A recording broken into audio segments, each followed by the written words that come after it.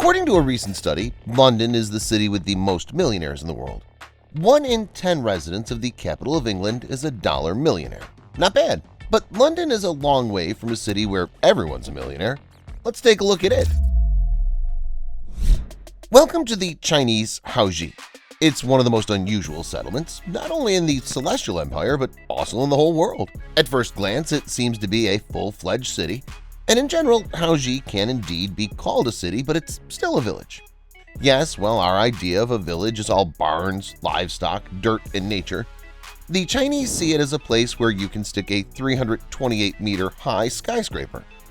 Haoji, by the way, is the only village in the world with a skyscraper. Not surprisingly, it's called the #1 village of the Celestial Empire. And not surprisingly, all the residents here are fabulously rich. Literally every Haoji resident is a millionaire. The natives of Haoji are millionaires. Most locals have more than 100 million RMB in their bank accounts, drive expensive cars, and live in cottages. Medicine and schools are free, and there are about 80 businesses in the village, which looks like a city. Production and exports here are booming. The goods produced in Haoji are exported to 4 dozen countries. There is an explanation for this incredible phenomenon. Haoji's prosperity and the wealth of its inhabitants are due to the late Wu Renbao, the head of the local party committee. When he became head of the local party cell, he succeeded in convincing the Beijing leadership that Haoji could be a shining example of what communism would look like in action. In 1994, a corporation was set up in Haoji, which owned all the enterprises in the village, and all the locals became its shareholders. In the late 1990s, the village's shares went on sale on the Shenzhen Stock Exchange, and after that, Haoji began to grow at an insane rate. The natives began to receive a portion of the income from all the companies located in the village, and the rest began to be used for the development of Haoji. In a short time, the strategy turned Haoji residents into millionaires and made Haoji itself the most incredible village on the planet. It's difficult to call such a place a village because in many countries, even large cities look much poorer and worse. Speaking of cities, you can find a lot of interesting cities on the planet which became part of the experiment like Haoji. Some of them aspire to become the ideal cities of the future. Some of them refuse laws, and some of them develop science and ecology in a special way. Stay tuned to see the most unusual, unique, and experimental cities that are sure to surprise you. Oroville. Unfortunately, religious and political disputes are often the cause of conflicts, and cities are no exception. Oroville was founded specifically to avoid such conflicts. This city was founded in 1968 in the south of India. As conceived by its founder, Mira Alfassa, Oroville was a place existing apart from religion and politics, a place where men and women could live together in harmony and friendship, irrespective of their nationality, place of origin, or religious beliefs. The goal of Oroville is to realize human unity. Mira Alfassa's idea is very interesting, but not many people share her aspirations. Oroville was originally planned to home 50,000 people, but so far this city has been developing slowly with only about 3,000 people living there at the moment. Perhaps many people are reluctant to move to Oroville because becoming part of this experimental city would mean giving up your familial surroundings, agreements, and comfort zone. Not everyone's willing to do that. Slab City. If Oroville is a place that exists outside religion and politics, then Slab City is a place that exists outside the law. Literally. Slab City is located in the arid Sonoran Desert of California. It's a small town that's a commune.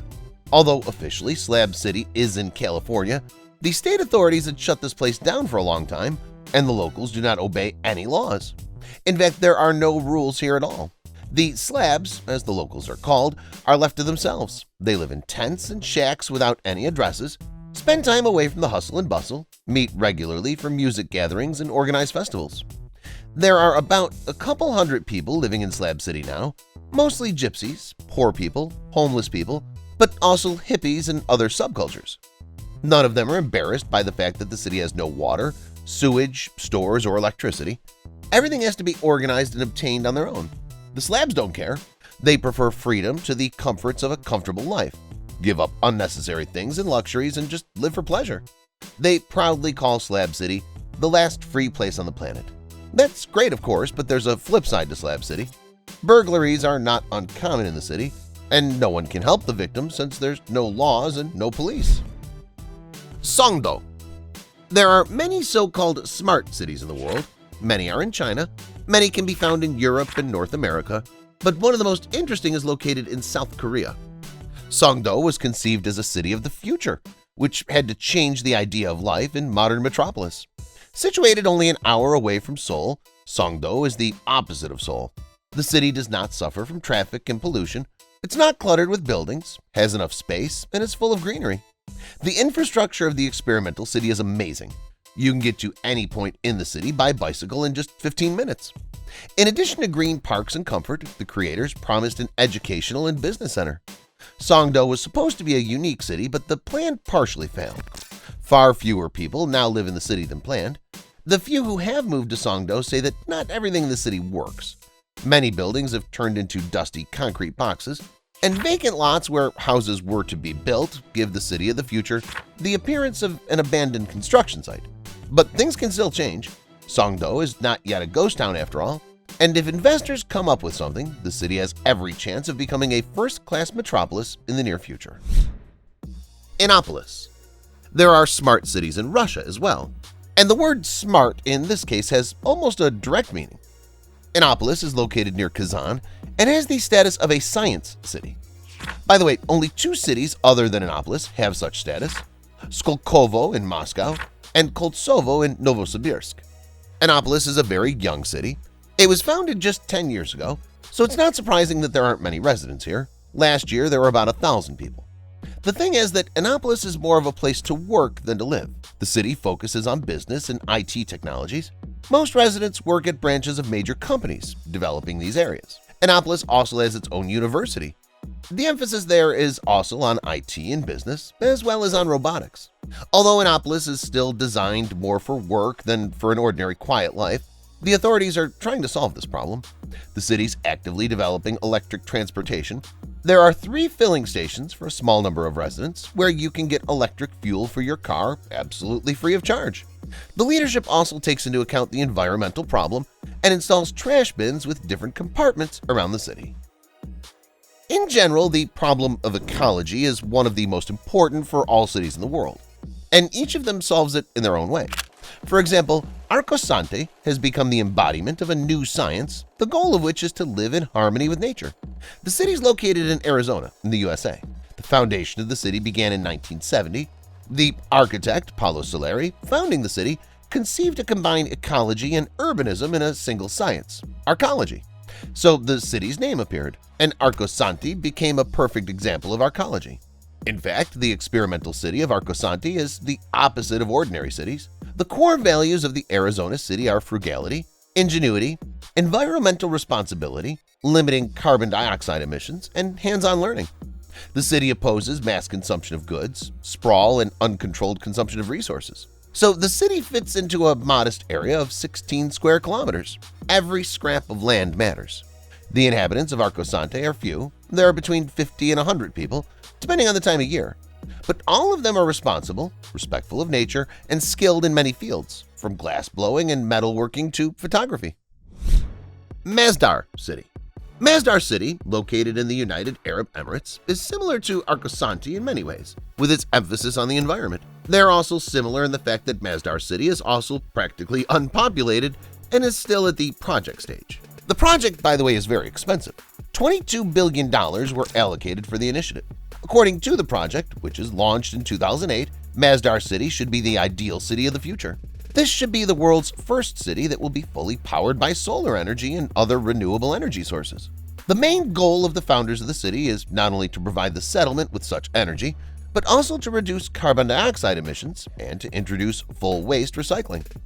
The creators made sure that the residents of Masdar City would live as comfortable as possible.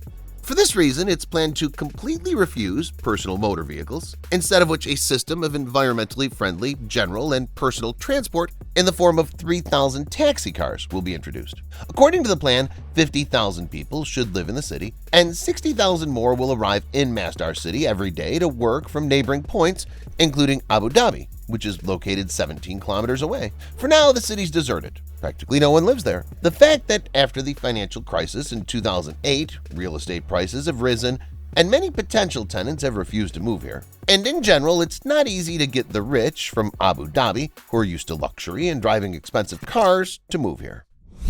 It must be said that experimental cities are not a new phenomenon. In the distant past, there was something similar, and Octagon City is a great example. No, it's not a city for UFC fighters in the shape of an octagon, although the city does have an octagonal shape. Octagon City was founded in 1856 in the state of Kansas. The plan was for only vegetarians to live in the experimental city. City founder Henry Clubb designed Octagon City in an octagonal shape for a reason. He believed that this way the houses would get the most sunlight. In 1856, 60 families moved into Octagon City. They were to live in their own octagonal houses, do farming and crafts, and organize cultural events in their leisure time. In reality, things turned out much worse. In the spring of 1857, the river and wells dried up in Octagon City, and the settlers were struck by dysentery and fever. Not surprisingly, the project quickly fell apart.